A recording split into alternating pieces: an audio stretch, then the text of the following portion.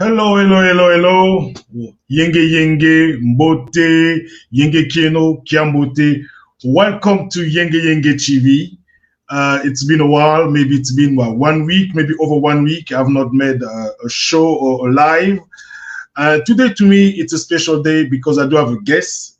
It's someone I like. I like his thinking. I like the way he analyzes things.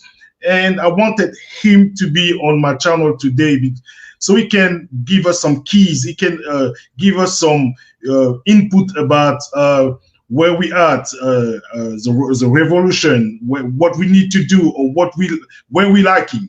So his name is Kalonji Changa. He wrote a book, and I read this book. It's an important book. If you don't have it, I recommend you go get it. Go get that book. It's not that big, but there's so much knowledge in this, and it's just beautiful. So today we're gonna have him. We're gonna talk. We're gonna talk about different topics, but the main topic is our condition as Black people in America, in the world, in Africa. So we're gonna talk about it. So I'm gonna bring him on the screen right now. Hello, brother Kalonji. How you doing? Oh man, I'm alive on arrival, man. Good to be here with you, brother. How you doing, NKozi? I'm good. So, yeah. How was your day? How's your day so far in Georgia, Atlanta? Man, I'm in the home of the thief and the slave out here, so we still rumbling, you know what I mean? It's a good day for revolution. You know what I mean? Yeah. You good over there? I'm good. And Kalonji, for those who don't know you, or maybe they have heard about you a little bit, how you can introduce yourself to my audience? How would I introduce myself to the audience? First and foremost, to the brothers and sisters on the continent and internationally. First and foremost, I'm your brother as long as you fighting on the right side of history.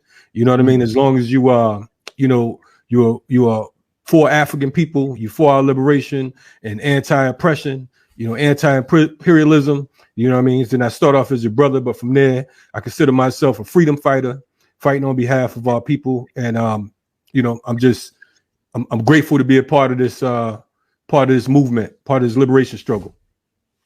Yes, and we are really glad to have you also in that movement. And Kalonji, I did some research. Man, you started young, man. Yeah. That's kind of funny. You make me feel like I'm a dinosaur right now. But, that's not what I meant. That's not what I mean. Nah, it's all good. Yeah. I grew up in movement and struggle, for lack of better words. So I've been at it for a long time as far as myself being organizing on my own. I've been organizing over 30 years. I just turned 50 this past December. You know what I mean? And it's a part of our life. So I feel when people say that, when they say I started young, I didn't start young enough because of the fact that we've been under imperialism and colonialism longer than that. You know what I mean? So yes. Hopefully I'm right on time. No, but what I mean by that, like, I'm talking to someone who has experience, so you know what you're talking about. It's not like what we see nowadays, these all new cats pretending to be revolutionary, or they know how to do this and do that, when in fact they're not effective. You have been on the ground, so that's why I respect that. And my first question, the state we are in right now, in America, even globally, do you think there's still a room for revolutionary? Oh yeah, no doubt. As long as there's oppression, there's room for revolution. You know what I mean? I think that if you are African, whether you're on the continent or anywhere across the planet, or you are an indigenous person, shall I say, someone who was born on a certain land and experienced oppression at the hands of these people, then I think that you should be involved in our people's revolution in some form or fashion. I think that one of the issues I have with a lot of folks is they say, well, I'm only an artist. And, you may have heard me mention before, you know, when folks say, well, you know, that's just an artist or he's just an athlete. The reality is, if we're in the battlefield, you're from the Congo, correct? Yes. So, you know, so if there's a war going on in the Congo, the entertainer doesn't have the opportunity to say, oh, I can't fight when they come attack our land. I got a performance tonight. You understand what I'm saying? So Yes. it's everyone's responsibility to get involved in our people's liberation movement, no matter where you are. You know what I mean? If you can't do anything, there was a Panther from the Black Panther Party by the name of Bunchy Carter out in Los Angeles. And Yes. one of the things he used to say, he said, if you can't do nothing but spit, then motherfucker spit. Mhm. You understand what I'm saying? Everybody has, you know, you could do something. If you can't do nothing but yell, throw a rock, pick up a brick, you know, show your disdainment. Don't just accept, you know, the assault that's been for centuries, you know. And something else I want to say that's really important. And one of the reasons I was happy to come on your show and to speak to your audience is because of the fact that we have a lot of clowns out here who say that, you know, well, that isn't our fight. You know, our fight is in America. Or they say that's not our fight. Our fight is in Ghana, or our fight is in Guinea. Our fight is wherever oppressed people are across the globe. And that's the bottom line, particularly African people, because there's a saying, if they come for me in the night, they'll come for you in the morning. You know, so we got to keep that in mind. Exactly. That's why, you know, when I was like looking for someone, I said, I think Kalonji is the perfect candidate, because to me, you understand that the issue or the struggle is not just nationally, but it's globally. Yes, sir. You know, we cannot say, okay, we're gonna liberate this area, maybe America or Cuba, and we forgot about Africa, because imperialism is everywhere. Right. In fact, you know, when we talk about Africa, and again, speaking to our family on the continent, you know, I hear folks talk about reparations all the time, right? Yes.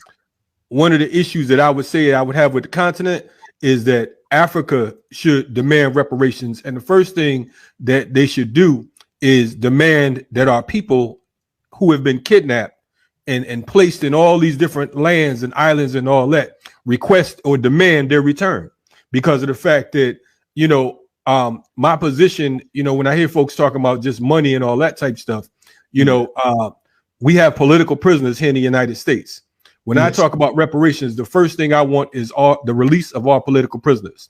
If you are at home and you're at war with a neighboring country and they have some of your troops, the first thing you want is your troops back. You don't care about let's just sign a peace treaty. You know, it's cool now. It's all right. No. Give us back my family. Give us back our comrades. And then we could talk about peace. You know what I mean? Even the United States, when the Iranians took American hostages back in 1979, they didn't say, okay, well, it's cool. You know, they said, no, we need these hostages released first. We're the only ones that get confused into thinking that we can have peace when they're still declaring war on us. Exactly. And unfortunately, you know, in Africa, in the motherland, man, our rulers, we have so many cons out there, man. You know, and I think the worst virus the empires gave us is fear. We live in fear, and it's unbelievable. And more years we go, we feel like we have embraced, you know, the culture, and we want to act and think like them. Yes. And that's across the board. That's just not, you know, I'm not going to put that on the continent. You know, that's part of, you know, their war strategy and tactics would be to control the minds and the spirits of the people, control them physically, of course, through, you know, enslavement and prison, so on and so forth. But control of the mind, if you control the mind of any man, woman, child, or animal, then you're at an advantage. If you can control some dogs to, you know, to defend your stolen goods, then you already victorious. You understand what I'm saying? And that's how it is in living in a police state. You know what I mean? The minds of the pigs, the minds of the police are controlled. You know what I mean? So your brother can become a pig or a cop, and and he'll turn you in or he'll hunt you down for the state because of the fact that he wants to feel like he's accepted. You understand what I'm saying? That's like the whole thing of when they talk about Stockholm syndrome. You know what I mean? They want you to feel love and support and understanding for your oppressor. So that's one of the things that we suffer from right now. But we're gonna win in spite of ourselves, though. Yes, and Brother Kalonji, I want your input on this. And it's something I've been hearing now for years, and it annoys me a lot. Yes. When I talk to my brothers and sisters here in America, and I talk about revolutionary. We don't need to negotiate. There's no negotiation with these people. That's right. Oh no, the way you thinking is wrong. Right now, we do have Atlanta, which is a black city with black mayors, black cops. So we're doing well. I'm like, are you serious? Listen, and I know you live in Atlanta, you live over there. Yeah. So give me your input. Well, as one of our comrades would say, the slaves run the plantation over here. You understand what I'm saying? So it's still a plantation. That's the nature of neocolonialism. You know what I'm saying? Because of the fact that you think because you have a black face, then it means you're successful. But we look at the continent of Africa and look at how many Negro sellouts are out there. Look at how many Negro sellouts are in Haiti and all over the world, in Jamaica and so on and so forth. So it's not about when I get pulled over by the pigs out here, a pig is a pig. If you say you don't eat pork, you don't say, well, I don't eat white pig. You say you don't eat pork. You understand what I'm saying? So these pigs here are the same way. They're swine. They care not about you. They don't care about being black. You know what I'm saying? The mayor can be as black as the black in your flag right there. And the mindset could be as white as your hoodie that you have on. You understand what I'm saying? So we only get caught up in black faces in high places. You know what I mean? We're not confused by that. You know what I mean? Because of the fact that we know that when we're dealing with our enemy, they're going to send black soldiers to attack you because of the fact that you'll feel that you can relate more to these black soldiers when in fact these black soldiers hate you more than they hate their oppressor themselves. Yes. Thank you for saying that. That's so. I mean, it's powerful. And Brother Kalonji, from 30 years ago to now, what have you seen that has changed in a good way or in a bad way? I think in a good way. I think that I'm happy to see that the youth are still rebelling. You know what I'm saying? I'm happy to see that there are uprisings across the planet. You know what I mean? Of course, if you look at news from the United States or news from European countries, you're not going to see these uprisings and rebellions. You know what I'm saying? They want to make it look like it's isolated, like what's going on in the Congo. Folks don't know that there's genocide that's been taking place for decades. You understand what I'm saying? Folks don't know about the wars and the bodies in the streets, so on and so forth. They just look at it as one mass of land. So on the upside, like I said, I'm happy that folks are rebelling.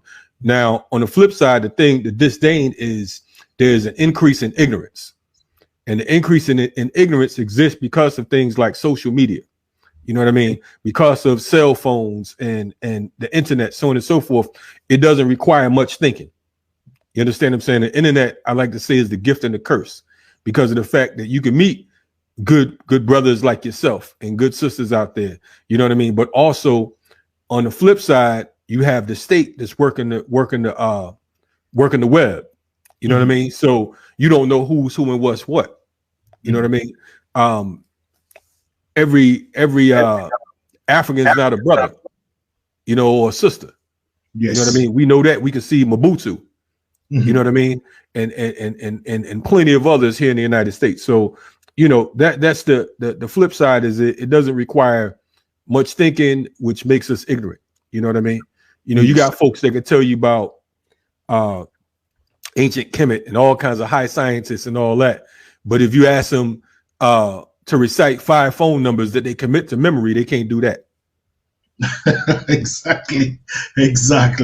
You know what I'm saying? They can tell you all about what dynasty this happened in and all this other bullshit, for lack of better words, which is to a degree it's the sidetracking of the slave. We are happy. You know what I'm saying? I hear brothers and sisters over here all the time talking about, we built pyramids, we did this, we did that. We didn't build shit. You know what I'm saying? You got cats who can't even mow the lawn, but they talking about, we built pyramids. Our ancestors might have built pyramids, but our lazy asses ain't built nothing. We can't even build a community. You know what I mean? Exactly. So that's kind of how I feel about that. Hopefully I hit your questions, man. I kind of get, go all over the place sometimes. We're talking, brother. We're talking. You know, say everything that crosses your mind. Yes, you said something really important. Ancestors built pyramids, yes, but sir. we are not even able to build communities. So I know you talk about it a little bit about internet, the culture, and this and that. So what we lacking? Where is the lack? Because when I study American history, I know the Black Panther Party was organized. The organization was phenomenal, even other organizations. Yeah. And as you know, Edgar Hoover with his program Control Pro just killed all our leaders and organization. Right. I mean, where we lacking? Why we can reproduce what we did just maybe 20 or 30 years ago. I think that we lack the main thing you just said. We lack organization. You know what I mean? We lack organizational discipline, because of the fact that you have so many people that want to be leaders. And the problem is, it's like, you have to know your strengths and your weaknesses, right? Everybody against the same thing might not be for the same thing, and everybody for the same thing might not be against the same thing. The fact is, it's like, I might can bake a pie, but it don't make me a baker. You understand what I'm saying? I might can get out there and I could defend myself, but it don't make me a fighter. You understand what I'm saying? We have to be clear about what our roles are. That's the first thing. Everyone's not built to be a leader, or you may be able to lead a certain portion of movement. One of the things that I'm grateful about with our organization is we have different people with different levels of strength. They have expertise in different things. So we don't try to step on their toes. I'm not trying to do what you do, because that's not my job. I can comment on it. I can make some suggestions, but ultimately that's your particular role in your position. The problem now with social media, for example, it's a situation where you have it's like a psychological profile. You know what I mean? Folks are posting everything they like and everything they don't like. So it's easy for the state to come along. It's easy for the state to come along if they know that you're a narcissist and you like your ego fed, so on and so forth. So they'll send the right people to you to cause more confusion. And you have people who work for the state defending your bullshit just to make you look good because of the fact that you're an operative of the state, either a paid one or one by default. Because sometimes your mere ignorance or your narcissism or your insanity can make you a employee of the state without you even getting paid or without your knowledge. You understand what I'm saying? So we don't just brush off folks and say, well, they don't know no better. You know what you want to know. You know what I'm saying? If you into a woman or whatever, you want to know everything about her. You're going to study, you're going to research. What is it that she like? What does she like to eat? What's her favorite color? You know what I'm saying? But when you talking about our movement, our liberation movements, you don't have that type of discipline. You understand what I'm saying? You're not interested in that. You're interested in saying that, look, I'm the king, I'm the best this, I'm the prince of that. You know what I'm saying? And all this other bullshit that really, to a great extent, is detrimental to the movement itself. So we lack organization, we lack organizational discipline, we lack accountability. There's so much liberalism because you have folks that don't want to speak up because of the fact that they don't want to look like the bad guy, or they don't want folks to think that something's wrong with them because they're not agreeing with some bullshit that somebody else is talking. You know what I mean? So all of those things come into play. And the ego itself. You know what I mean? The ego itself. Yes. Everybody want to look good.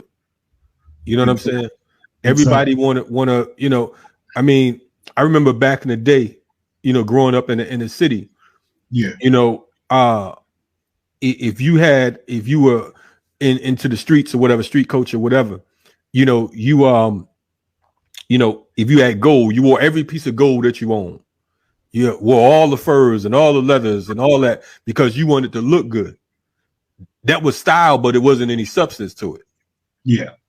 You know what I mean? Yeah. Yeah. And do you think also, because back in days, we didn't have that black bourgeoisie. Now we do have a black bourgeoisie. Don't you think this black bourgeoisie also is, I mean, it's not helping us too? Yeah, no, there's always been a black bourgeoisie, but they were more sophisticated. You know what I mean?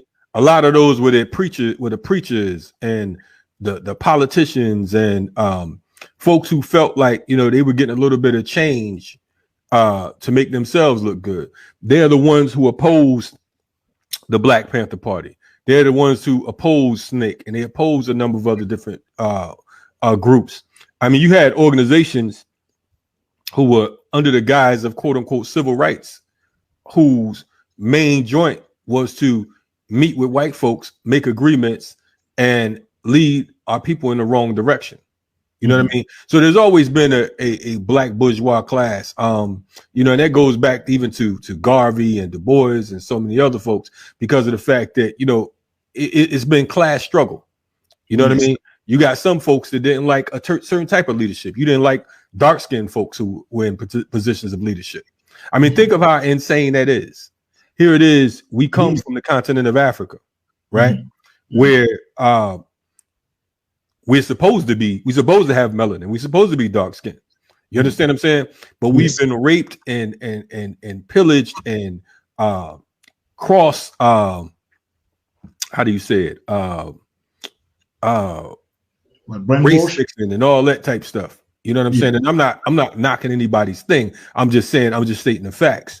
But for someone to say that they're not into dark-skinned people in it, and for there to be a dark-skinned, light-skinned debate, you know what I mean? All of that comes from petty bourgeois tendencies and petty bourgeois behavior. You know, colorism, it comes from that.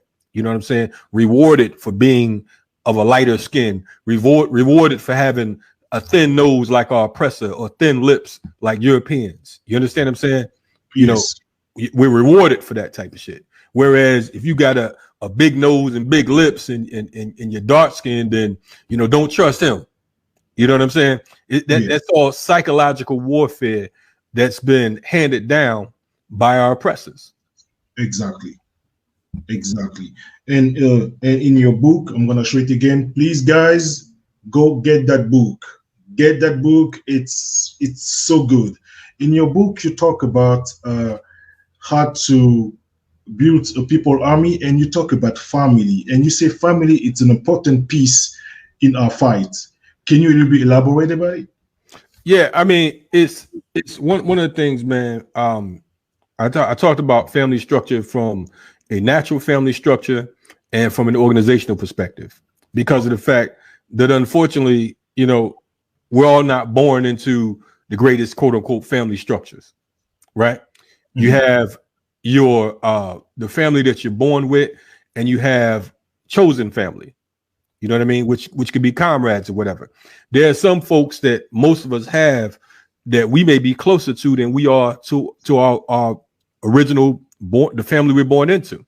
You understand what I'm saying? You might have been born into a family of sellouts. That don't mean you should follow family tradition and say, well, you know, we've been sellouts for 30 years, 4 generations. So I'm just going to keep this sellout thing going. You know what I mean? But family, that's your first cadre. That's your first unit. And the state sets up all types of trinkets and roadblocks to confuse us into thinking that we don't need a family structure. Now, being a realist, you're not going to always get along with your physical family. You understand what I'm saying? You might not always agree with them. You know, you do the best you can with that. You know what I mean? For example, one of the things I talked about in How to Build a People's Army is, you know, we have quote unquote holidays. Now we all have different family members who have certain beliefs, right? And we may say, look, I don't mess with that. I don't celebrate this. I don't celebrate that. But we also know that it might be quote unquote Christmas when all the family gets together. Yes. So your protest shouldn't be against the family itself. Your protest might be against, I don't deal with pagan holidays. And that's cool. There's nothing wrong with that. But you don't have to be at the dinner table on some bah humbug, like, oh man, you know, you niggas ain't this, whatever, boom, boom, boom. It's your family. You know what I mean? So you unite with those issues you can unite around. The fact that you can spend time with them, that's a blessing, because we're here on this planet for a short time and we keep it moving. I know NKozi, you coming from the continent, I know that there's family that you quote unquote don't fuck with. You know what I'm saying? You're right. How do I know that? You know what I mean? You're right. You know, but that's the reality of life. You know, but then you have extended family. You have certain comrades or whatever that you know that have your back regardless. That's not going to let you fall down. That's not going to let you embarrass yourself. You know what I mean? They're going to tell you when you're wrong. You know what I mean? So family is an extension from yourself. You know what I'm saying? You know, it is an extension. It is a human thing to want to uphold family. Now, you may get in a relationship and things might not work out. So again, you find a way to make it work in the best interest of the whole. You know what I mean? But yeah, so I hope I answered the question, man, without going all around the world. In your book, you said, I mentioned it, you said something like, even churches, even the Nation of Islam needed to make money. I don't know if you remember that. You said it in your book, and you even said even people have the right. I mean, the chapter I think is we don't have to struggle. And people also have the right to not just come and give the service for free. Yeah. What? Let me clarify that. Yes, okay. I think because I want some clarification. Yeah. Now I think I'm understanding what you're saying. Yeah. So what I mean is I don't mean and I'm not sure, I haven't picked up the book in a while. Yes, but you go ahead. Yeah. What I'm saying is, you know, I understand why some groups sort of stick to themselves because of the fact that, let's say for example, you and I, we have a spiritual system. I'm not even going to say a religion, right? Yes. And we have, let's say 20, 30 people with us. And we all believe that we should get land of our own. We all believe that we should grow our own food. We all believe that we should train together and we should think together. And we're out here in this world, and the rest of these individuals around us, they like, the hell with that. You know what I mean? We like this system. You know what I mean? I understand what I mean by that is I understand that you've been in a situation where it's self-sustaining. You understand what I'm saying? Not that you should charge for everything you do. I don't believe in that at all. You know what I mean? If you can help your brother or help your sister, then that's all good. But on the flip side, I also believe that there are folks who walking around talking about, you know, buy black, right? When they're selling something. But when it's time for them to buy from you, it's like, oh, brother, I can't get a hookup. Yes. You understand what I'm saying? So I'm saying that if we're going to support each other, let's support each other the way we want to be supported. You understand what I'm saying? When it comes to the church and to some of these other messianic organizations, I don't necessarily subscribe to what it is they do. However, I'm one of those people who believe that right now we have more similarities than differences. And unfortunately, the differences are created by ourselves. We have the right to not have differences. We're talking about revolution. I can't have a revolution with just the folks I know. You understand what I'm saying? Exactly. So you might pray differently. You might believe in whatever. That's your own personal shit. One of the things that Malcolm said, he said, go in the closet and put your religion on the shelf, and then come out the closet. And I'm paraphrasing, but come out the closet ready to, to work, to do battle, whatever. We have to put our differences aside, and we can't dwell on the BS unless it's a principal contradiction. Mm-hmm. If it's a contradiction, if it's on some European bullshit, or you on some R. Kelly shit or something like that, that's a different program. Mm-hmm. You know what I'm saying? But if we're saying that we all need to eat, we all need food, clothes, and shelter, then let's work on the food, clothes, and shelter. We need to defend our community. Let's work on defending our community. Then once we take back what's rightfully ours, then we could deal with our disagreements. Then we could say, look, that white Jesus is some bullshit, right? Mm-hmm. But for now, if that's going to get you to where we need to go, then let's move on that. You know what I mean? I think people find excuses not to fight. Exactly. You know what I mean? They say, I ain't rocking with that cat because he's a Jehovah's Witness. I ain't rocking with that sister because she's an atheist. What do we need? We all need food, clothes, and shelter. We all need to be protected. We all need education. Let's deal with that first. Then we can go back and we can talk about, look, I don't agree with this, and this is why. You know what I mean? I don't have time to be running around worrying about whether you are gay, whether you straight. That's your own personal shit. It's not my business. I'm not concerned about it. If you're going to help me fight, I'm not going to say, wait, who you sleeping with? You know what I'm saying? If I'm getting jumped, there's 30 people whooping on my ass. I ain't going to be like, man, you a Christian, man. Don't help me. You know what I'm saying? I mean, that's insane. You know what I mean? It's like, yo, help get this motherfucker off me, and then we'll deal with whatever other contradictions we have at a later date. But the problem is right now, in America in particular, they say we're 14% of the population as far as African people, right? Yes. Look at all the division, all the different religions. This one's ADOS. This one believes in that. This one is a nationalist. This one's a Pan-Africanist. This one don't believe in none of that shit. I mean, where the fight is at? If you were to pick, a crew to fight with, I mean, shit. We have so many expectations, and we sound like, some of these folks that get in relationships that have these high expectations that they don't even meet. You know what I mean? Yeah. I want a man with a six-figure salary. I want a man with, that drive a BMW. I want to, all that shit sound good. Right. 6 tall feet, whatever. Yes. Yeah, all that. Meanwhile, they catching the bus and single with 5 kids. You know what I mean? And that's not, and that go for the men too. It's not an attack on sisters for anybody that want to jump up on that. I'm just saying we have these expectations that are unrealistic, and that's how we are in this world right now. If we just decided to pool our resources together, we decided that as African people globally, that we were going to turn our back on these people, and that we were going to strengthen ourselves from the core, then it'd be a whole different outcome.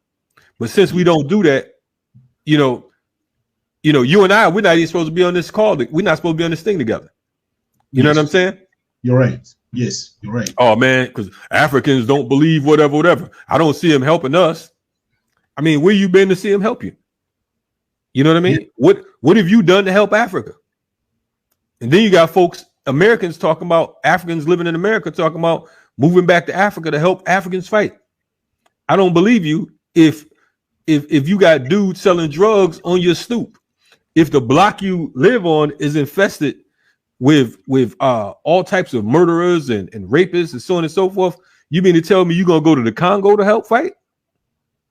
And your ass can't even clean up your block? It makes sense. It makes sense. It sounds crazy, right? Yes, but it makes sense. But you know, brother Kalonji, I'm surprised because when we check history, our ancestors, you know, Malcolm X or Luther King and many others, they were working together with people from the continent, and leaders from the continent were working together with African American leaders here. Yes, yes. You know, I even watched one of your show. You had a guest called Mukasa. His story was amazing. So the connection was there. We were working together. Yes, yes, all over the continent, and that's because of the fact that when you understand revolution, you study revolution home and abroad. When you are serious about being against your oppressor, you got to know what's going on in Venezuela. You got to know what's going on in Jamaica. You got to know what's going on in Haiti and Nicaragua. You got to know what's going on in the Congo. You got to know what's going on in Ghana, Guinea-Bissau, in Togo. You know what I'm saying? In South Africa. You got to know who are the fighters, who are your allies, who are your troops. Folks talk about moving to the continent and they don't even know who's who. Exactly. You got Africans on the continent that are slicker than a cat in Harlem. You know what I'm saying? You got some. I mean, just because of the fact that you live on a continent, don't mean you righteous. You know what I'm saying? Shit, I got some slick cats I know on the continent, man. They'll take your goddamn wig off your head. You exactly. Exactly. Shit, sweet if you want to. You know what I'm saying? So So the thing is, it's like, you know, only when you're serious about our people's liberation will you look for assistance and look to assist brothers and sisters across the globe. Because at the end of the day, the majority of the Africans that live in America come from the continent of Africa. We were kidnapped and dropped off at different ports. Dropped off in what's called Haiti now, dropped off in what's called Jamaica, dropped off in Brazil, Dominican Republic, so on and so forth. But we have these differences. Think about how crazy this is. We go back 500 years and all of these people come from your family. You're the grandfather, great grandfather.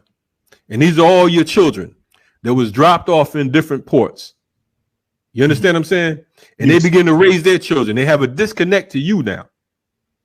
But now these children are now fighting each other. They don't help. I don't see them helping us. You come from the same seed. You understand what I'm saying? Look at how insane. Can you imagine being a grandfather and these were your children? That's going to be painful to see. Yeah. I mean, if they could have looked down the barrel of time and saw that, they probably would have killed themselves before they allowed themselves to be taken into captivity.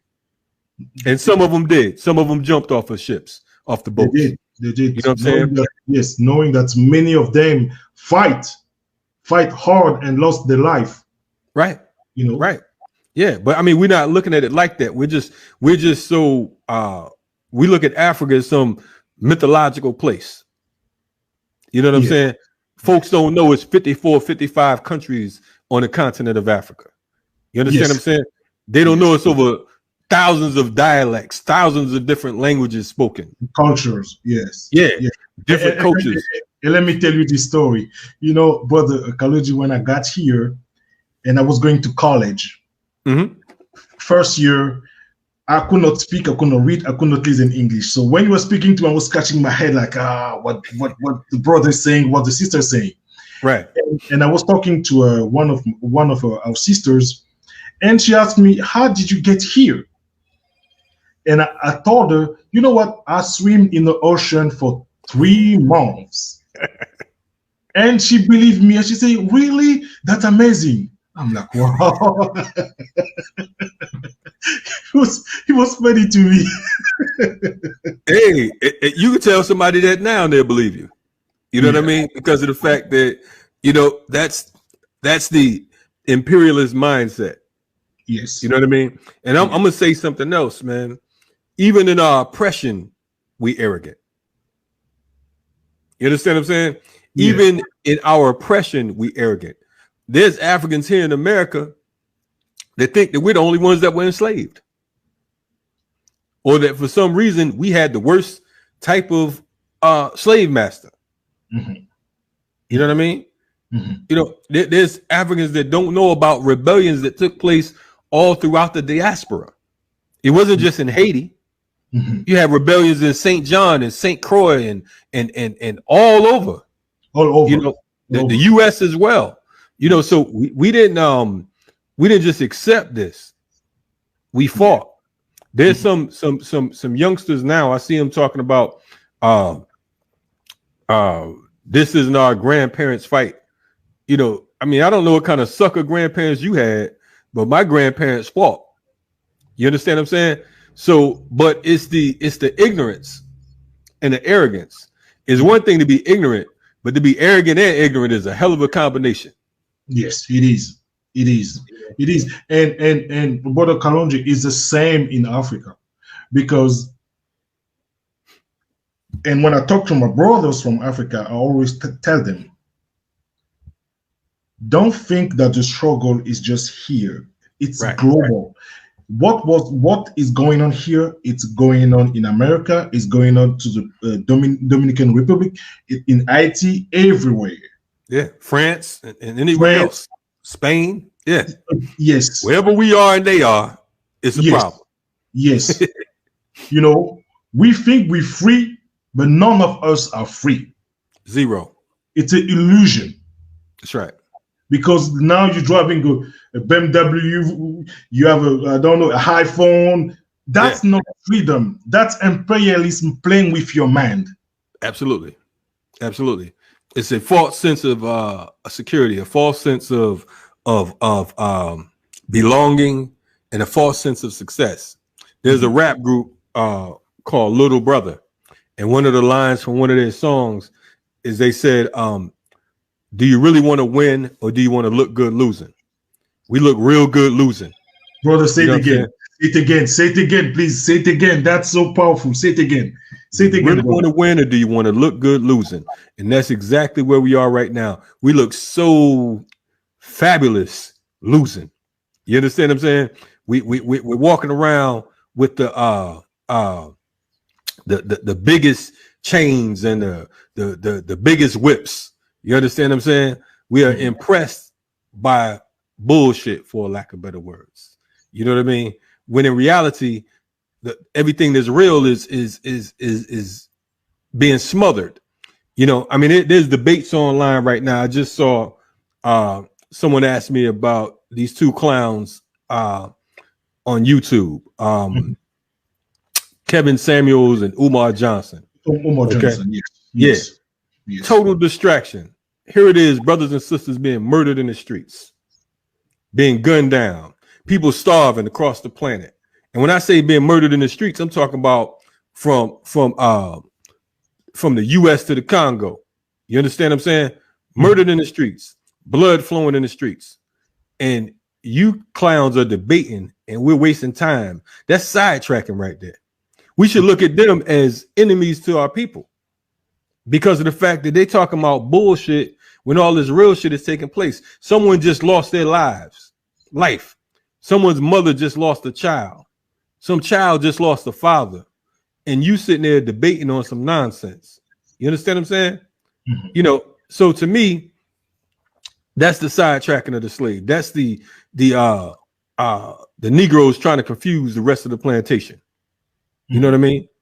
So you know, we got to be on the right side of the barricades, man. We got to make sure that we're on the right side of history, and that you know, we're working towards our advancement. And if you're not a part of an organization, you know, we welcome you to get down with some of the stuff we're doing or some of the other people around us. We have an organization called the Siafu Movement. Yes, check us out. I did some research about it. Yes. Yeah. So go ahead. Keep going. Yeah, I was gonna say, go to thepeoplesarmy.org, thepeoplesarmy.org. You know, a lot of folks have been bigging up our YouTube channel, Black Power Media, and talking about, how that's good that we have so many folks coming together. But we did the same thing with the Siafu movement. We have different organizations that have come together to put this work in. You know what I'm saying? But the reality is people are more impressed by the quote unquote entertainment side of things. And no, I'm not calling BPM entertainment, but when you just watch something, it's easier than you just actually going out and putting in that work. And shout out to BPM, you know what I'm saying, because of the fact that, I'm a proud member and partner in it. You know what I'm saying? I'm just giving an example as to how there's certain things we gravitate towards and other things we act like we don't see. Mm-hmm. Mm-hmm. And based on your experience, I'm asking you that question because yes, I live here. It's been years, and I'm more into what's going on here. But sometimes I try to look over like what's going on the French side. This is what I've been hearing, that we don't need an organization to make progress or to go to make a revolution. Me personally, I don't believe in that, because when I check into history, all our leaders, most of them belong to an organization. Hey, listen, brother. You know how I respond to that? Go ahead. Imagine if your body had no organization. Imagine if your eyes decided to do what it wanted to do. One leg decided to go to the left. The other leg decided to go backwards. Your mind decided it was going to do this. The heart said, I don't feel like beating today. The liver said, I'm not going to hook up with the blood. You understand what I'm saying? Organization is a part of the world. You know what I'm saying? The planet, the solar system is organized. You know what I mean? So when I hear people say that, it's like, basically you saying that you have no discipline and you don't want to be held accountable for your bullshit. Exactly. When I hear folks saying that, that's what it's interpreted inside my head. You understand what I'm saying? Like you said, I don't know of any leader who didn't have an organization. Now, I'm not a Christian, but even the story of Jesus, he had 12 disciples. Martin Luther King had the SCLC. You understand what I'm saying? Malcolm X was between organizations when he was assassinated, but he was building two at a time. Patrice Lumumba, you understand what I'm saying? All were part of organizations. Marcus Garvey, Nelson Mandela, Kwame Nkrumah, Kwame Ture, Sekou Toure. You understand what I'm saying? All are part of organizations. So when you tell me Che Guevara, part of an organization, Fidel, part of an organization, you know what I mean? So when you tell me that you don't need to be a part of an organization, I think that's some nonsense. I mean, I laugh. It's like, oh, okay. So basically, part of the reason why we are in the position we're in is because, as Kwame Ture, formerly Stokely Carmichael, said, we're not outnumbered, we're out organized. If you think about it, on the planet, we outnumber everybody. Yes, everywhere. Every single across the globe, we outnumber. Globally, we are not the minority. We are not the minority. Not at all. But because we're out organized, we're at a minority state of mind. And like I told you earlier, once you control the mind, then everything else is a wrap. You know what I mean? If I can control the mind of all of our listeners, of all of our viewers, they don't have to worry about nobody running up on me because I already got your mind. You operate by remote control. Shout out to Big Till. Thanks for coming on. Thank you, brother. Thank you. Yeah, and Jamaica's a revolutionary place. Shout out to the Maroons and Paul Bogle and all those folks. So yeah, we have to get organized, man. And anybody that say they don't want to be a part of an organization, then you might as well just don't even waste your time, because of the fact that you're dealing with an individual with an individual mindset who is how do you say it, content with the state that we're in. Yes. The family structure itself is an organization. Exactly. You know what I'm saying? The children don't run the parents, do they? I mean, if they do, you have a chaotic situation. The baby come out, it has to be some organization. You don't let the baby just go in there and start cooking. Like, look, you gotta go for self. Ain't no organization around here. There's no structure. You know what I'm saying? Organization and structure go hand in hand. Exactly. And what you think of some folks? To me, it's just a distraction. What you think of folks who say we need first to be powerful in with our economy, like economically powerful first, then we can go to liberation, we can go to freedom. Listen, yeah. I mean, again, that's another excuse because of the fact that you'll be chasing money for the rest of your life. Thank you. And you'll be chasing money and you'll forget about the people because of the fact that you'll be too busy chasing money. And that's what's going on with a lot of these different quote unquote actors and athletes, so on and so forth. They throw some breadcrumbs and we cool with it. We say, okay, well, look, he built the school.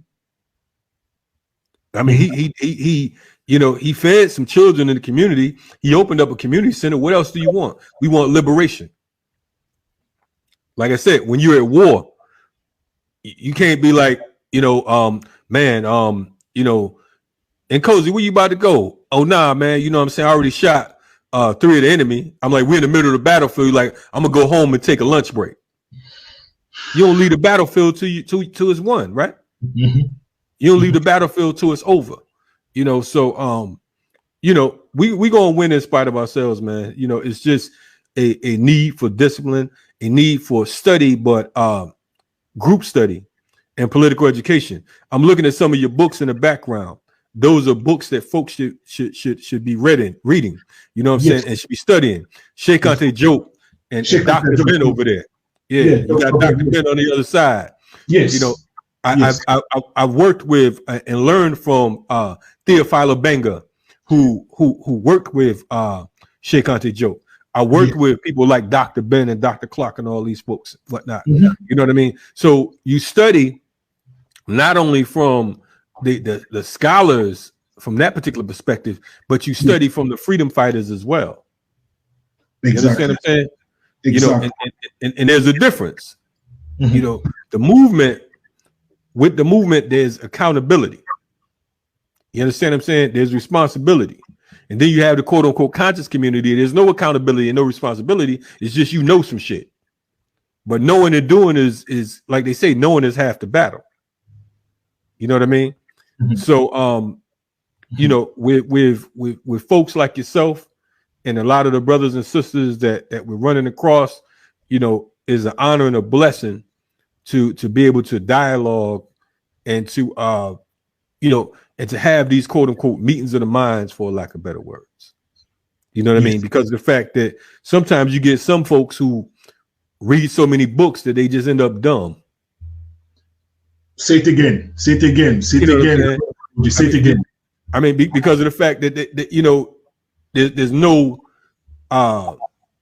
there's no hands-on experience.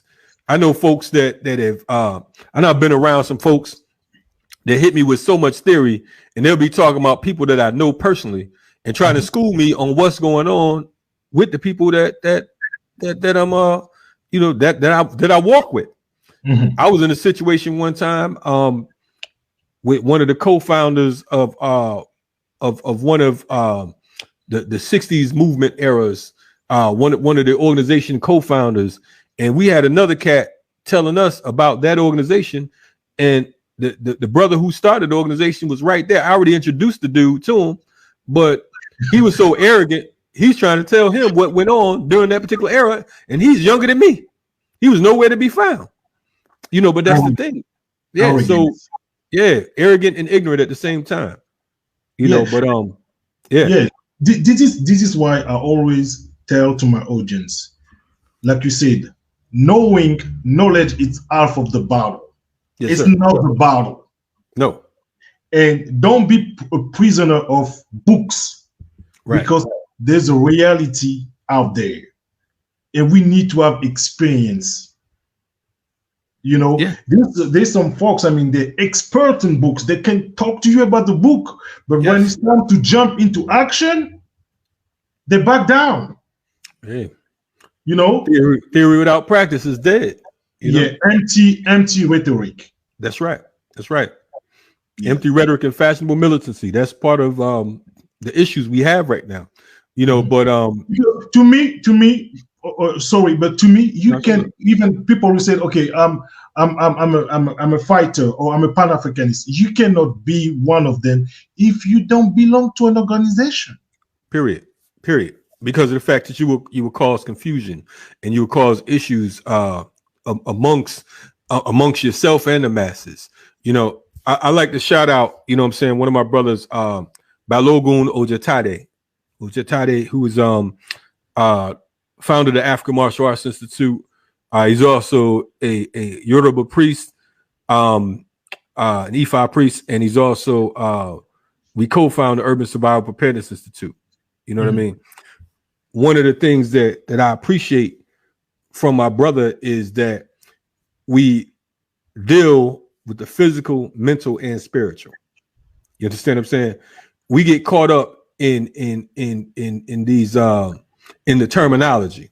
One of the things that you know, he was talking about, you have folks talking about warrior scholars and warrior this. Either you're a warrior or you're not. You understand what I'm saying? It's not I'm a warrior scholar. If you're a warrior scholar, you're a scholar that happens to be a warrior. You're a warrior that happens to be a scholar. Pardon me. You know what I mean? So you got these folks, I'm a warrior chef. What does that mean? You understand what I'm saying? So the terminology, all that shit sound good. The theory sounds great. You know what I mean? But where the practice at?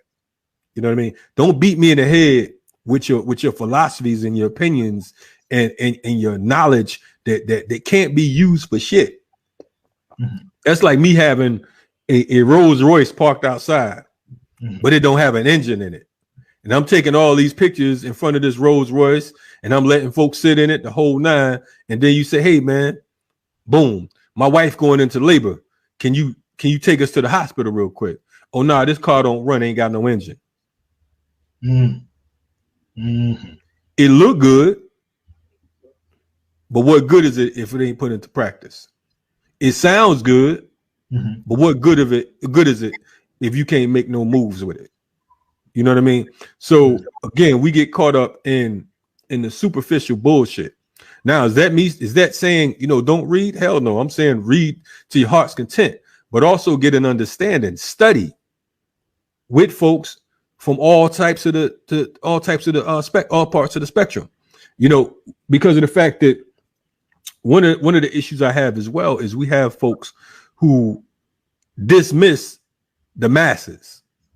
Yes. You know what I mean? They want to make decisions for the masses. They want to have town hall meetings, but the town ain't there.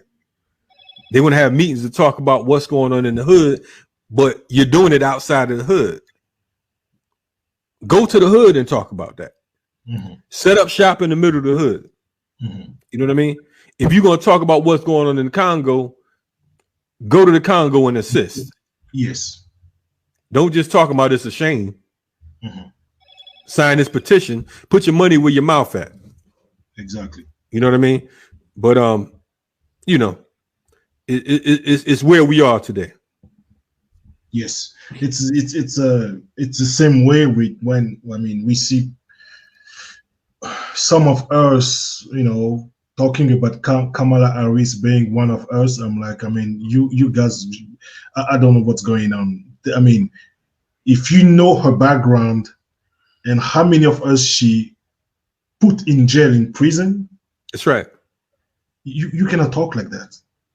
Listen, man, I'm gonna say something that's unpopular. Kamala Harris is a whore for the state. Thank you. She's a puppet for the state. Thank you. What I mean? Is that me attacking a black woman? No, I'm attacking that particular position, and it's a role. And it's a role that she's taking on, and she knows full well of what she's doing. You understand what I'm saying? And that's why she can hop on the joint and talk about there's no racism in America.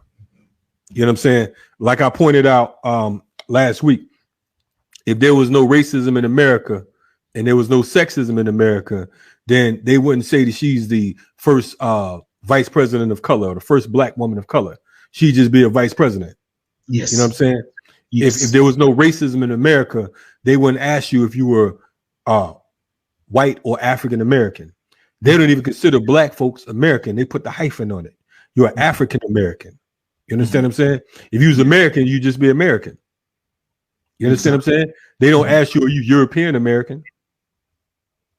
You know, because to them, if you're European and you happen to be in America, you just an American. Now, of course, when you travel abroad, they're going to identify you as being American. Yeah. But here at home, you're an African American. Exactly. And to support what you're saying, if that was the case, because she said, even Tim Scott said both, they say that. Right. America is not a racist country, then why making some executive orders for Asian? That's right. That's right. Well, see, the thing is, it's like, you know, and for the record, I don't have a problem with anyone being able to live comfortably. You understand what I'm saying? I think that as a human being, you have the right to live and be comfortable. But as an African, I absolutely feel that we have the right to live and be comfortable. You understand what I'm saying? But the problem, again, the difference between the Africans here in America and the Asians is we are unorganized. So much infighting, so many disagreements, so many folks are thrilled with the trinkets that have been handed down. They're cool with the trinkets. It's like, okay, boom, I'm going to give you this position.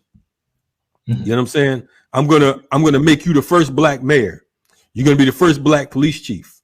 You're going to be the first black Martian. You understand what I'm saying? Anything to make you feel like you've arrived. Brother Kalonji, this is not new. No, not at all. Back in days we had mayors, right? Yeah. Okay. But the thing is, it's like, you know, it's psychological warfare. Again, with neocolonialism, they make you think that you're in charge. Exactly. They make you think that the black face in the higher place is the leader. When in reality, they're not running anything. This is the representative for us. They need it. See, America's a slick place, right? So the Bushes was so arrogant and ignorant with their bullshit, and the Clintons and all of them. So he's like, look, it's time to pull out a quote unquote black president. Not a president that was born in the United States, or excuse me, that comes from the experience of what went on in the United States. But let's get someone that's safe to be president, right? Because because folks are tired of lying ass old white men, right? So let's get them a black charismatic leader. They say, cool. This time around, you had the whole Trump situation going down. Trump acting the fool, you know what I mean? And all these white folks raising up. Yeah. So now you need a black woman in the White House. You know what I mean?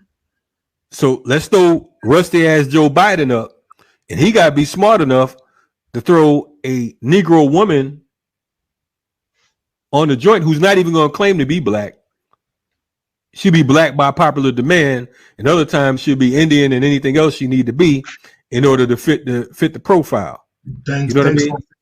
Thanks for being clear about it. Yes. Yeah. So now, because you tired of racist white men, let's say, okay, I'm not racist. Look at this black woman that I'm putting in office with you. So it's all game. But the people, the masses, are getting hip to the program. You understand what I'm saying? That's not going to stop the rebellions. You know what I mean? Because of the fact that there's some folks who are waking up and they're realizing that the problem is not whether you black or white. The problem is the state itself. The state itself is the main problem. You know what I mean? Now, the issues that have been created by imperialism and white supremacy certainly brought about a serious divide and a wedge. Okay. Now, for those of you that's listening, I don't want y'all going back to he's talking about the problem ain't black and white. That's not what I'm saying at all. You know what I'm saying? We know that white folks have a history. We have a history with white folks, and that history has been a violent history, and it's been a history of give and take. You know what I'm saying? They've been giving us hell, and we've been taking hell. We've been giving up our goods, and they've been taking everything we had. We invite them to dinner. They take the whole goddamn table. Yes. And the house. Leave you outside. You know, so that's just the way it is. So I'm not saying that, but I'm also saying that when you talk about white supremacy, it's not only about a white man. You could be black and promote imperialism and white supremacy. A black agent. Absolutely. So that's where we are right now. That's where we are on the continent of Africa. We have so many different, and we would think that we would learn that here in America just by looking at Africa. You know what I'm saying? Look at all the sellouts and the puppets that have been existing for decades and centuries. Yes. You know what I mean? You know, so we can't be confused by, you know, like Imam Jamil H. Rap Brown would say, to be black is necessary, but it ain't sufficient. Exactly. Say it again, brother. Say it again. Oh man, this is powerful. Say it again, brother Kalonji. Black is necessary, but it ain't sufficient. You know what I'm saying? When they send an enemy towards you, the enemy gonna look like you. If they send a white boy, you gonna have your radar up automatically. You're gonna be like, what this white boy trying to do right here? You gonna already be suspicious. But they send a brother with a dashiki on, with a nice African name. You know what I'm saying? And a few sisters walking behind him, then he's all right. You know what I mean? He ready for revolution. He talking tough. He got a lot of YouTube followers. Check out his Twitter account. He the real deal. Yeah. You know, so we're in a bad state of mind, man. We're in a bad state of mind.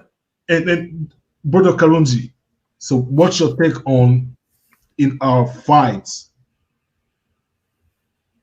Should we associate other people? What I mean by that, should we associate Asian and white folks? Well, I'm gonna keep it real with you, right? Because of the fact that I organize, and in my years of organizing, you're gonna run into some folks who are legit and stone cold revolutionaries. For instance, one of the people that I knew was a woman named Yuri Kochiyama. And Yuri Kochiyama was a Japanese freedom fighter. She was one of Malcolm's best friends. In fact, her and Malcolm was born on the same day. Oh, I didn't know about that. That's why it's always good to have people like you. Go ahead. So when Malcolm was assassinated, she is the woman. There's a woman that was trying to give him mouth to mouth. That's her. You understand what I'm saying? She was a stone cold revolutionary freedom fighter, someone I knew that transitioned a few years ago. You understand what I'm saying? I know I have a number of different comrades, Japanese, Chinese, and from different areas that put in work, that's serious, that unfortunately I trust more than I trust some of us because of the fact that I've seen their work. You understand what I'm saying? Then there's white folks. You have a woman by the name of Marilyn Buck, who was a political prisoner in the United States. And she ran with the BLA, the Black Liberation Army. In fact, they had her listed as a member of the Black Liberation Army. They offered to let her loose or give her less time, or to get 75 years, to serve 75 years. She didn't turn her back on none of the brothers and sisters. She took that time. She accepted those 75 years. Okay. She's a white woman.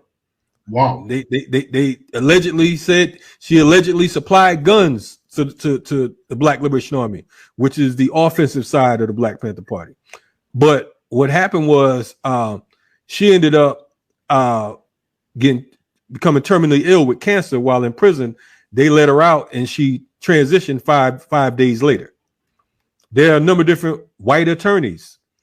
Robert Boyle, you know what I'm saying? Liz Fink, and a few others who helped to get so many political prisoners out of prison here in the United States, including Dhoruba Ben Wahab, including Sekou Odinga, including Marshall Eddie Conway, Jalil Muntaqim, so on and so forth. So these are attorneys who, for the most part, weren't making much money, and in some cases had to spend money to help get brothers and sisters out. Whereas some of our own folks was just like, look, man, I can't keep keeping this case up. He already guilty. so on and so forth. I've been fighting this fight for 3 years. I got to make some money. Now, I'm not saying that's all, folks, but I'm just giving you some examples because you asked. I worked on a Troy Davis case here in Atlanta. I don't know if you remember Troy Davis. Yes. Yes. So I worked directly with his family. In fact, I was a pallbearer at his sister's funeral. His sister Martina and I were good friends. Their mother, Virginia Davis, who was born the same day as Malcolm, she died in 2011. Troy was executed in September 21st, I believe, 2011. And Martina transitioned on December 1st, 2011. So 3 funerals. I went to all 3 of their funerals, but I was a pallbearer in her sister's funeral. Now I'm bringing them up because of the fact that we worked with folks like Amnesty International. We worked with folks like Georgians for Alternatives Against the Death Penalties. We worked with folks like the NAACP and the National Action Network, so on and so forth. From a grassroots standpoint, we did that work. However, these are people that was working with the family, particularly Amnesty International, before we came on board. A lot of these folks were white folks, white attorneys, so on and so forth, but they fought tooth and nail, and we organized together. We did a number of different campaigns because we were dealing with coalition work. And when you're building coalitions, you know, sometimes you have to work with a little bit of everybody because of the fact that you're looking to get free. Now, we let white folks know all the time, we accept your concessions, but we don't compromise our position. I got a few different quote unquote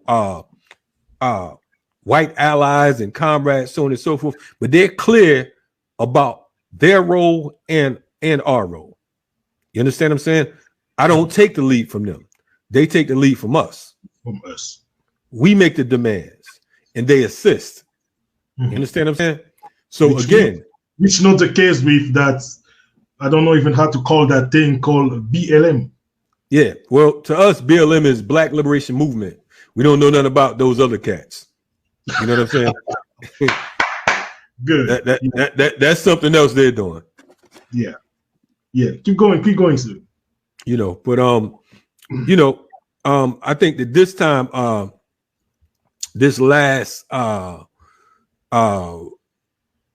what do you call that? Last rebellion is the first time in my years, in my days, that I actually saw white folks in charge of a rebellion and black folks following them along.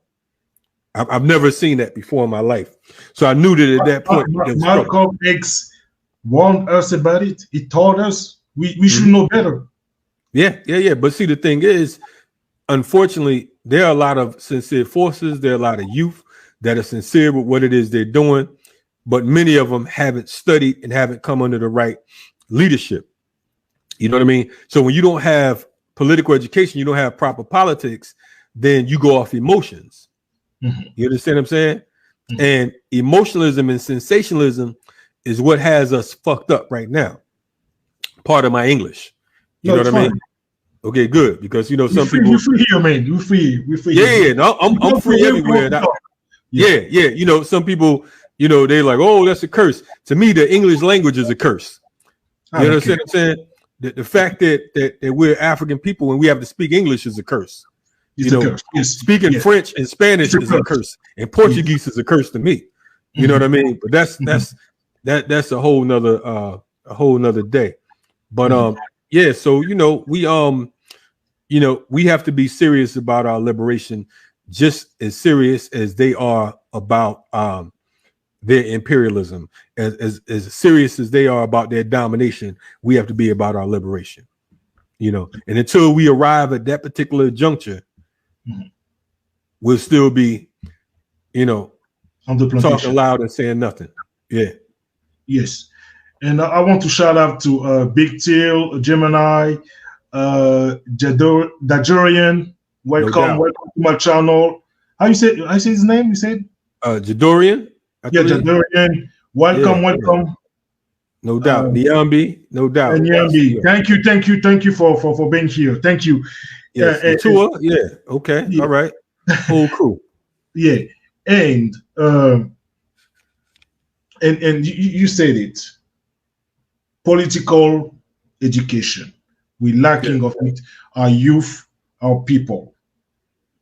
Because Quadrant Pro, the Edgar Hoover program, never went away. No doubt, no doubt. I mean, that's what I mean, their tool that they use against us is our ignorance. Mm-hmm. They are victorious because of our ignorance. Nothing else. Our ignorance, and I say our lack of organization. Those are the weapons that they use against us. They count on us to remain ignorant. Mm-hmm. They count on us to remain unorganized because of the fact that they know that we can't win. You know, again, we talked about, organization earlier, mm-hmm. and folks talking about not wanting to be a part of an organization. Mm-hmm. The fist is an organized front. All of these fingers are coming together, right? Exactly. You can knock something out. You can hammer fist them. You can do whatever you need to do. Cross, jab, whatever. Mm-hmm. But just these fingers, you ain't punching nobody with that. You might slap them, mm-hmm. but how effective is it going to be? You know what I mean? So we need that organization. All these separate fingers, if this finger decide to go that way and this one going that way and that one over, that's not going to help us. Mm-hmm. You know what I mean? So our organization is what's going to win us over. Our organization and our intelligence, not just studying from, being a know-it-all, because of the fact that, a lot of our people actually think they're thinking. They think that we think that, that they're coming up with some deep speech or great writings in a book or, a nice spill or whatever. At the mm-hmm. end of the day, when we get off of this broadcast today, mm-hmm. the same situations that existed before we got on will exist when we get off. When someone checks out this video at a later date, the same situations and conditions that existed before they watched this video will exist at that time, unless we are organized, unless we are structured, unless we begin to study together and train together. We're going to be in the same situation. You know what I mean? It's a sad thing to say, and it's even sadder to think about. Mm-hmm. You understand what I'm saying? Yes. Because some of the things you don't say what you think. You know what I mean? But for you to have to house that in your head and have to doubt whether or not this is our journey mm-hmm. is a hellified state of mind, man. Yes. So it's one of the questions you asked about in the beginning was the state of America. The state of America is our mind state. It's confusion. Mm-hmm. Well said, brothers. Well said, brother. And me personally, this is my theory. Maybe you can enlighten me about it, or maybe I'm not saying this right. And when I even talk to other folks, especially on the French side, they say I'm crazy, but this is my theory. I don't believe there's time for negotiation. If we are not willing to die for that freedom, so that means having some blood on our hands, we might never see that day. Yeah, well, what Malcolm said.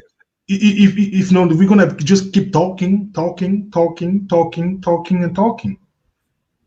And I don't think we need the mass with us. We need just a small group, a solid group that know exactly what's going on and what to do.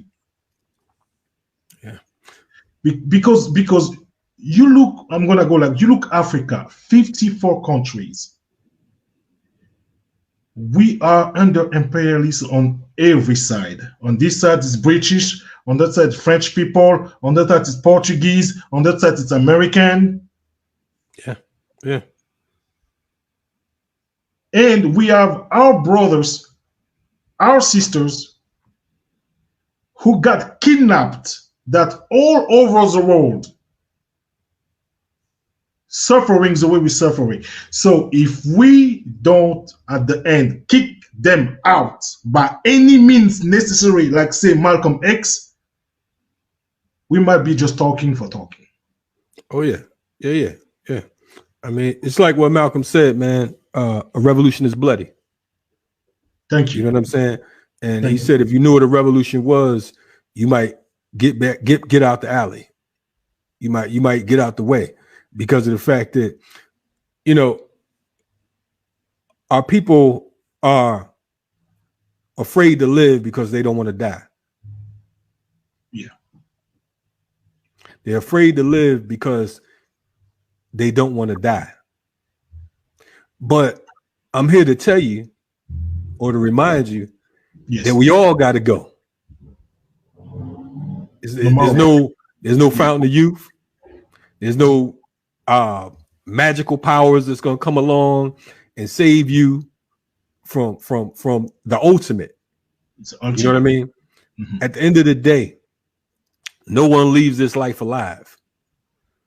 So wouldn't it be better if you were able to leave on your own terms than to leave bowing down? Wouldn't it be better if you were able to leave with dignity than with one of these crackers' knees in your neck for the whole world to see? They killed George Floyd. They murdered George Floyd in front of the entire planet. I mean, I don't think. See, the thing is, I don't think what we really grasping here. See, we're not putting ourselves in George Floyd's shoes. Not only did this bastard put his knee on his neck for over 9 minutes, he did it on tape. And now, whenever, out of all the work and all the life that George Floyd had, the thing that he's remembered for most out of his entire life is leaving this earth with a cracker's knee on his neck. Imagine if you had to leave this planet and that is how you had to go. That is how you had, after all you've learned, after all you've been through, after having children, and after being someone's child, and living your life and working and doing all the things that you had to do, all the plans you've ever made, and your clock runs out with a racist cracker with his knee on your neck, and everybody sees it. Yeah. Not just you feeling it, but the generations to come, your children's children. Mm-hmm. Your children's children would know that their ancestor was murdered by a racist white boy with his knee in his neck, and they can go back and see it. Mm-hmm. While other Africans stood by yelling and screaming and calling names, but not one of them was brave enough to pick up a goddamn brick or a bottle and bust him in his goddamn head. I would never want to go out like that. And this is not for me to, I'm not trying to belittle. I'm not trying to disrespect George Floyd, but I'm just only simply trying to put my mind in that space, because I couldn't imagine it. I couldn't imagine it. Yeah. Claude McKay, the writer, said, if we must die,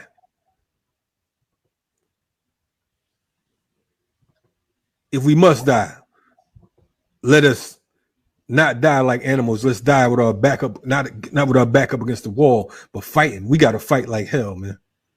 And that's not tough talk. Because I know that some people there watching, they be like, oh, it's easy for you to say. No, I'm just saying that it's a horrible thought to die with anybody's knee on your neck, but for a pig knee to be on your neck, man, that's a hell of a feeling, man. I couldn't even imagine, my children and my grandchildren, again, having to, that's my legacy, my memory. Yeah. So when you ask where are we or where is America right now? Yeah. Man, we've regressed as far as African people. We've regressed. I pray that I don't have to run into a situation where I have to make a decision to get one of these pigs off of one of my brothers and sisters. I couldn't imagine me just whipping my phone out, man. And again, I'm not, ain't nobody trying to talk like on no tough talk, no bullshit. I'm just telling you, I just can't have that on my conscience. Yeah. I can't be who I am and allow that to happen on my watch, man. Yeah. And it's understandable. It's that image have been seen by the whole world. It gives you goosebumps. Yes. You know? And like I said, it's beyond the act itself. But the performer performing the act makes it even worse. And divine by nature, Nicole, she's right. And we have people who trying to rationalize these killings and shootings. Yeah. They coons. To me, it's just coons, man. Yeah, and I've seen a lot of that, and it's just like, you know, I've seen I had one brother hopped on my page talking crazy, and it's like I usually don't respond to a lot of bullshit and nonsense because of the fact that, you know, I just don't have time for that. You know what I mean? But there's one cat, he gets on and he's defending the whole situation with the what's the sister's name with the knife, Bryant, Kia Bryant. My kid, yes. Yeah. I mean, it's been so many brothers and sisters, man. Sometimes I'll be messing the names up, man. But I would never defend the actions of the police. I would never side with the state under no circumstances, because even when they tell the truth as a result of a double lie, I don't care what the camera said. I don't give a damn. You never catch me side with the state. And I think, to me, and this is just my opinion, and some of you may disagree, I think that is a cowardice act to blame the victim. That's like a sister being raped, and you saying, well, you know, she had a short skirt on, and you know, I remember, you know, in the 7th grade, you know, she's promiscuous and all this. That ain't got jack shit to do with nothing. Yeah. You understand what I'm saying? You know, the fact is, if the sister was naked, you don't have the right to put your hands on her without consent. You understand what I'm saying? So this situation right here, man, and you know, there's been so many scenarios, and it reminds me of back in the day before it was so much cell phone footage. Back in the day, you know, you had these Negroes running around talking about, well, if they just pull their pants up, then the police wouldn't shoot them. Or if they just if they just, you know, wore their clothes right, or if they didn't do this, and they just comply. Right. I mean, comply for what? You know what I mean? The situation in Atlanta with Rayshard Brooks, you know, folks talking about, well, he shouldn't have grabbed the police taser. Look, I don't want to get electrocuted. I don't want to get shocked. What would you do? You gonna let him tase you? Like, oh, please don't tase me, don't kill me. I mean, shit, grab it, run. That's what you're supposed to do. The police are known murderers internationally. It's not just a New York thing or an Atlanta thing or a Chicago thing. The police are murderers internationally. They're the running dogs for the state. They're the local military force that represents the state. You understand what I'm saying? So they have a track record. You can pull up the news anywhere in the world and you see police murdering and brutalizing folks. In some areas, the police are the chief extortionists. Exactly. And you might have went to school with them. Yes. You know, they might be your uncle. You know what I'm saying? That's, my uncle's a cop. If he's a criminal, he's a criminal. Mm. And to me, if you work with the police, I mean, man, it's a brainwashing situation, man. You get some folks saying, well, he just a spook to set by the door. Yeah, it is. He's just a nigga sitting by the door, spook. That's what he is. And I even read a report from Ohio State University saying from 2005 to 2017, 80% of the police have murdered, shot, or assassinated a black person. And only 35 have been convicted. Right. Yeah. Well, I mean, to be honest with you, man. And what type of conviction is it anyway? It's just a joke. Right. And that's, I mean, in some cases, man, I like Hammurabi's code of law. Mm-hmm. If you steal something, chop their hand off. You murder, kill them. You know what I mean? So I think that when it comes to the police, maybe that law should be brought back. Hammurabi's code of law. If you shoot an innocent man, then maybe you should be shot. You know what I mean?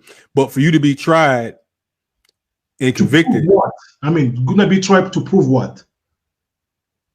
And I mean, to be honest with you, with the state, we don't even know if these guys even make it to prison in most cases.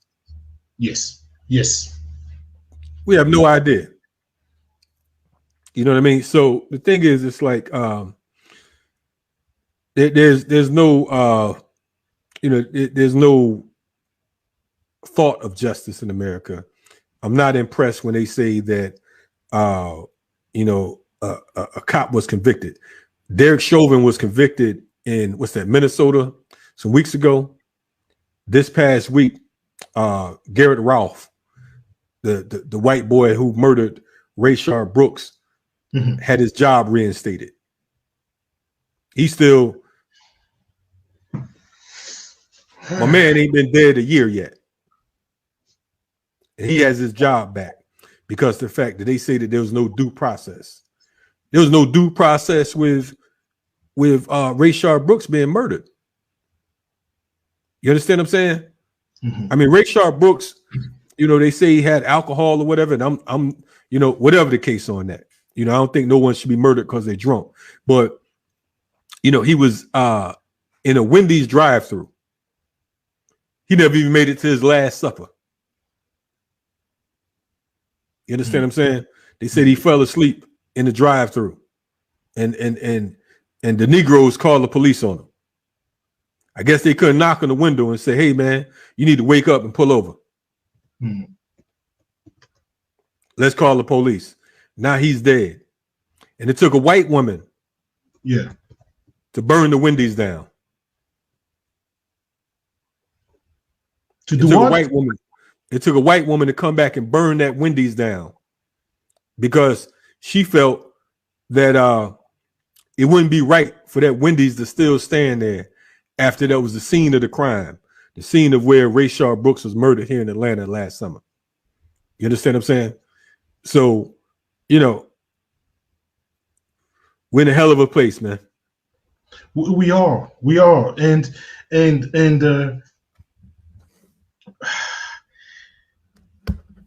we cannot trust these people. We cannot believe in the justice, in the police, in any type of the organization, because we know better. Sure. The only way we're gonna make progress is to break the table. We get up and we break the table. Right. And I am really annoyed by some of our brothers and sisters, and I think I don't even give a damn about what they said anymore. I used to. I just know that they are not in the right mind. We have been oppressed for centuries. people who brought you here, who people who enslave our brothers and sisters, people who colonize Africa, it's in their blood. They will never change. They have to keep black people in Africa off balance. Because if we rise up, they go down. That's right.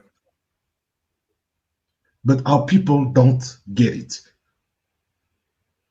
It's not your stupid car that you have to make a payment every month, like 500. It's not your fancy phone. It's not your, I don't know, big house that matters. It's how our kids, our grandkids, what type of life they're gonna have in the future. On the real, yes, sir. On the ground, you know. And Brother Kalonji, I wanted to ask you that question. In that liberation, in that freedom, some of us in America are saying, no matter what we're gonna do here in America, we're gonna be losing, we're losing. Let's go back home. What's your input of that?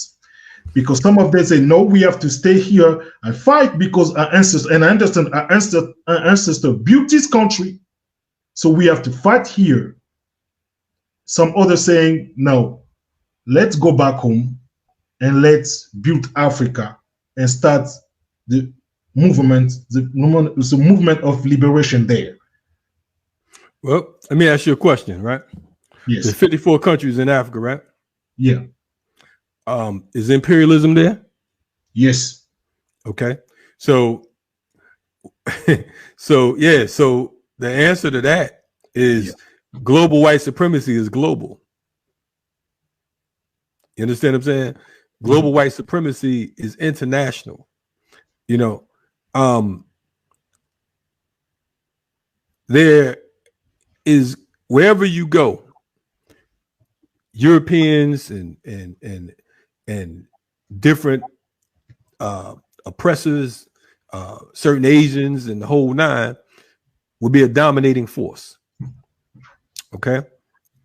I think that it sounds good saying, let's go back to Africa and help fight in Africa. But like I stated earlier, you know, I mean, if you can't control one city block here in the United States, I can't imagine you going back to Africa and winning some brothers over in the DRC and telling them, look, well, I came to help you fight. First of all, even gaining the trust is the first thing, because they still smell the stench of the oppressor over here. It's just like a cat with kittens. You know, if you go into a cat's litter and start messing with the kittens too early, the cat might go ahead and kill that kitten because they smell you on that kitten. You understand what I'm saying? Yes. We can go back to Africa and say we came to fight, but we have to know the lay of the land. We got to know who's who. We got to be accepted. We got to be trusted. And in many cases, it'll be like some white folks move into our neighborhood because they see you as an American. They even trust more. They even trust white people more than our brothers of them, because they've been there for years and years, centuries. Right. Now the difference. Now what you talked about earlier, you talked about Malcolm and a lot of our leaders from the Black Panther Party and SNCC and different places that actually went to the continent and they built with these African leadership because of the fact they were trusted because their work was seen abroad. Exactly. They already knew their track record. You didn't just pop up from the block and say, look, I'm coming to Africa to help you fight. Who you know, how you get here. You know what I'm saying? Who are you? What's your role? You know what I mean? What language do you speak? You know what I mean? Who can sign for you here? Who co-signs for you here? You know? So Yes. I think all that sounds good in theory, but in practice, I don't believe it. Like I said, man, you know, it's going to take us learning from each other. It's going to take organizing.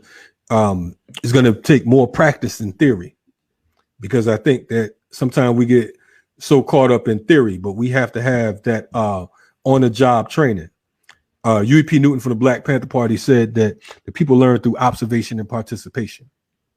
Observation and participation. Absolutely. Not just observation, not just theory, not just philosophies. It has to be that work with it. You know what I'm saying? Mm-hmm.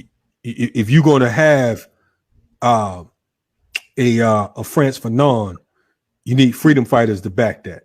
Yes. If you're going to have a Mao Zedong, you need freedom fighters to back that. It's not just about, you know, the writings themselves. Who's going to build a nation?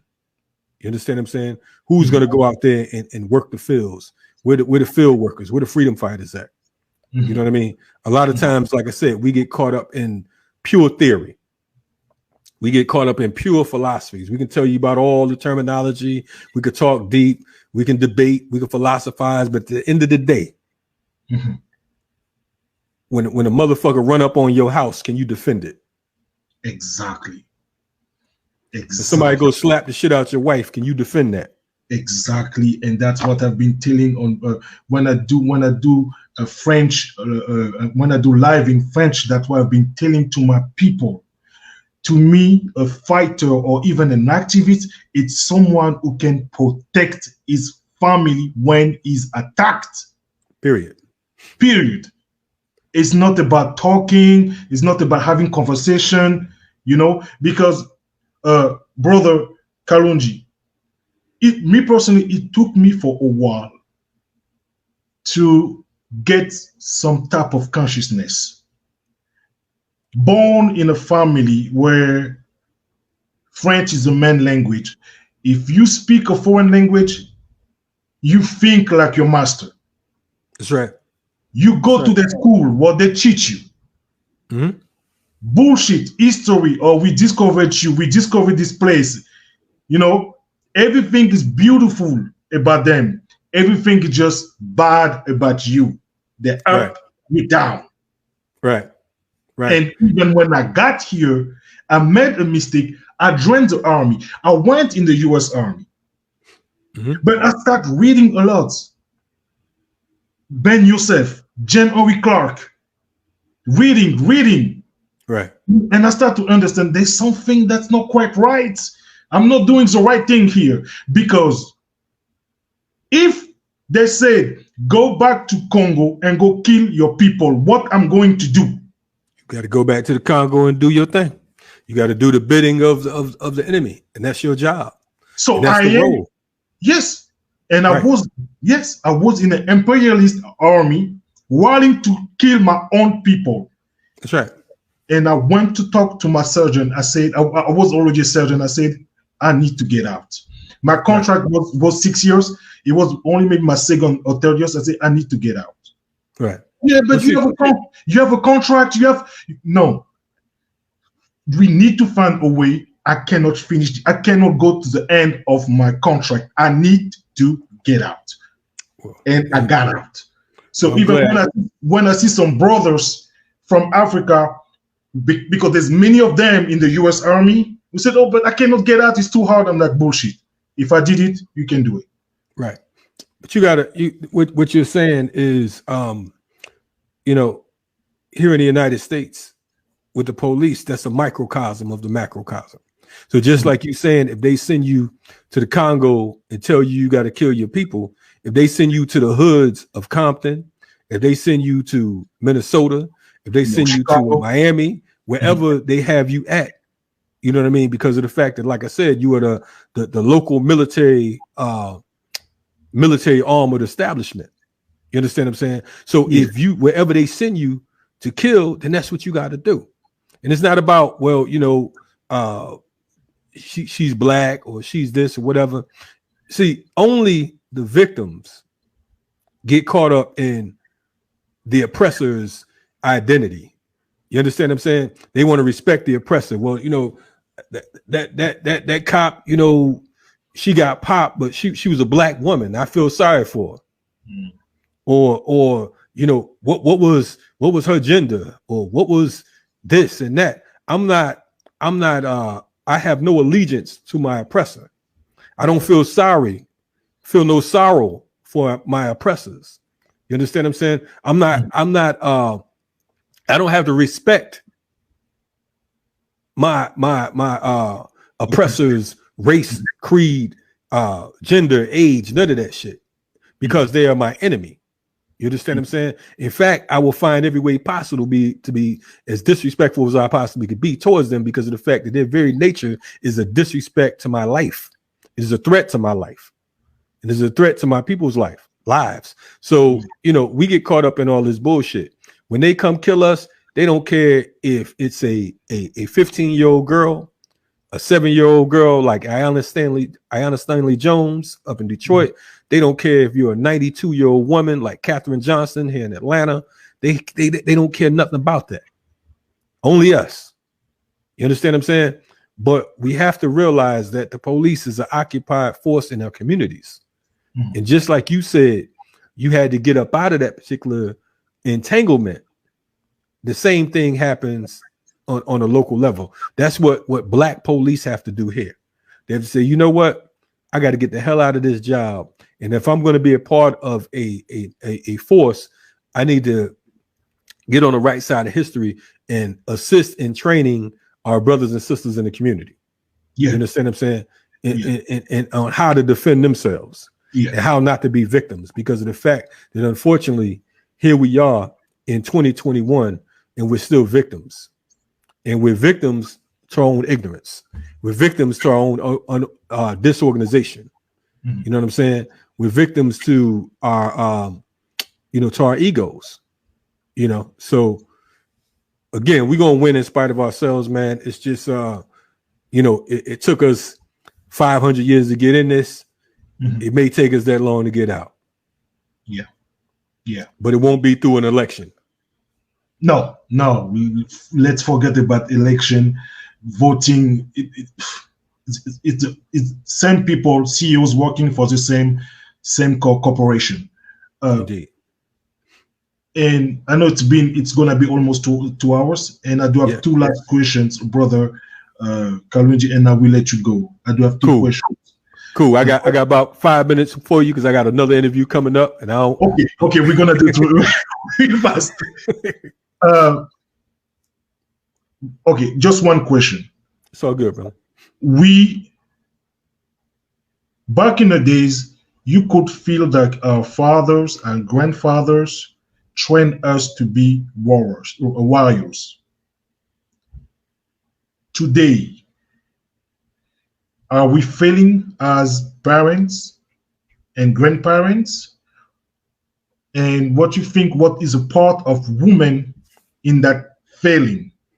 Because in African culture, African tradition, woman, she's the main key, the piece, the master key for kids' education. Are we all failing? And what you think of the role of women in that education to train warriors? Are the men are so corrupted, or we are all corrupted? So I just want your input on that, and we're gonna close it up. Yeah, I'd say that I think that we have, with our organization, for instance, with the African Martial Arts Institute, with the comrades there, the sisters and the brothers train alike. So the sisters, they fight the same way the brothers fight. If they're disarming the same way the brothers disarm. They're not on the side cooking and licking our wounds. They catching wounds with us, because we recognize that in war, the enemy is not concerned with whether, like I said a little while ago, whether or not you are a boy, a girl, or a man, a woman, or whatever you choose to be. Mm-hmm. They're not concerned with that. Their concern is to diminish the threat. And you being an African, here in America or abroad, you are the threat. I think that one of the disservices that we're doing right now with our children is that we have this whole social media thing and internet. I think that it's easier for the bullshit to seep in their minds because of the fact that we can't control everything they're doing 24/7. You know what I'm saying? So it's all types of psychological warfare that's been aimed and geared towards them. It's all types of ways of thinking that are being projected on them. There's all types of ideologies that's been projected on them. So now all of a sudden your children are saying things and you're like, where's she getting this from? Where's she getting this from? Because she heard it from the cartoon. Yeah. You know what I mean? They heard it from their homie on Snapchat, or I forgot the little thing where they be dancing and shit. That might TikTok. be Snapchat. TikTok. Okay, yeah. I feel old as hell. Yeah, so you know they're learning this shit from their peers who are learning it from you know, entertainment, you know, not just music, but you know, film, so on and so forth. You know, so I think that those are dividers when it comes to, you know, us honing in on our divine African potential. It serves as a division between us knowing who we are and the manufacturing of what I call the nigger. You know what I'm saying? You know, the United States is the chief manufacturer of the nigger machine. They promote ignorance. They promote bullshit. Like I said earlier, we talk about, man, people being murdered in the street right now. What's going on, man? The police just killed somebody over here. Yeah, but Kevin Samuels and Umar Johnson, they beefing. You understand? Yeah. We get caught up in all the bullshit. We got to figure out who our enemies is and turn our back to our enemy. Not turn our back, but just, you know, step away from them. Mm-hmm. You never want to turn your back to your enemy, but you have to, you know, operate 24/7 as if we are at war, because we are at war. Now, we always hear people talking about it online, and folks are always talking about, man, we ain't gonna take it no more. That's a broken record. Yeah, because we are going to take it some more, and there's going to be plenty of more brothers and sisters going to be murdered in the street, and there'll be someone else that can't breathe. You know what I'm saying? There'll be another Eric Garner, and there'll be another George Floyd. Yeah, you understand what I'm saying? So, are we failing our youth? I think that yeah, to a degree we are. You know what I mean? But it's not too late. It's not too late. You know, brothers and sisters, comrades, you know, let us try our best to work together with those of us that we can work with. Find someone that shares your ideologies and your views. You know what I mean? Join an organization if you can. I hear a lot of people saying start an organization. I won't advise that if you're not equipped to start an organization. And please, Brother Kalonji, talk about all your organization, the Siafu, everything. Talk about them, because we do have some brothers and sisters here. They understand English and French, so those talk about it. Yeah. So I'm a part of the Siafu movement, and the Siafu movement is an umbrella organization which consists of another number of organizations such as the FTP Movement. The FTP Movement is an organization that started back in 2004. We have community movement builders. We have the African Martial Arts Institute. We have the Urban Survival Preparedness Institute. We have Mama's Army. We have the Siafu Youth Corps. We have the National Coalition to Combat Police Terrorism, and several others, which I know I'm forgetting because my brain is a little older than I am at times. I thank you, NKozi, for inviting me on, you know, to talk about, you know, to dialogue. And I want brothers and sisters to know one thing that's most important. I don't proclaim to know everything. Mm-hmm. I want y'all to be clear about that. What I've done is made an effort to share my experiences and lessons learned from many OGs. The OG to us is original guerrillas. You know what I mean? So say it again. Yeah, I like it. doubt. No, So we learn from our original guerrillas because of the fact that they put that work in before we was even thought of. You know what I mean? So I don't want anyone to think, because of the fact that a lot of times you get all these scholars and philosophers that know every goddamn thing and nothing at the same time. You know what I mean? I don't want to be that guy. I have a track record. Our organizations have track records. So it's not a question of, just talking shit just for the sake of having a mouth. Mm-hmm. We actually, you can seek and ye shall find, as they say. But let's stay on the right side of history and the right side of the barricades. Africa for the Africans home and abroad, and we're gonna win, man. And let's stay ready for revolution. That's what it's all about. Well said, brothers. Well said, and thank you for coming. And Brother Kalonji, don't think I'm gonna just disappear. I'm gonna keep coming back and knocking at the door. It's all good. When you're available, I'm like, hey, Brother Kalonji, I want us to talk about this. If you're available, may you come? I will always ask politely, because respect is due for what you represent to me. And thanks for all subscribers, new subscribers. Please subscribe to the channel. Yes. And click on the notification and like the video. You guys, you have to understand the channel is in English and French. So what I'm trying to do with this is talking to both sides. So some lives gonna be in French, some lives gonna be in English. So don't get discouraged if it's in English or if it's in French and you don't understand the language. And I'm gonna try also to bring more people who speak both, so I can have the same person for the English version and the French version. Yeah. So thank you so much, Brother Kalonji. For those who don't have this book, I'm telling you, this book for years and still is, to me, one of my Bible.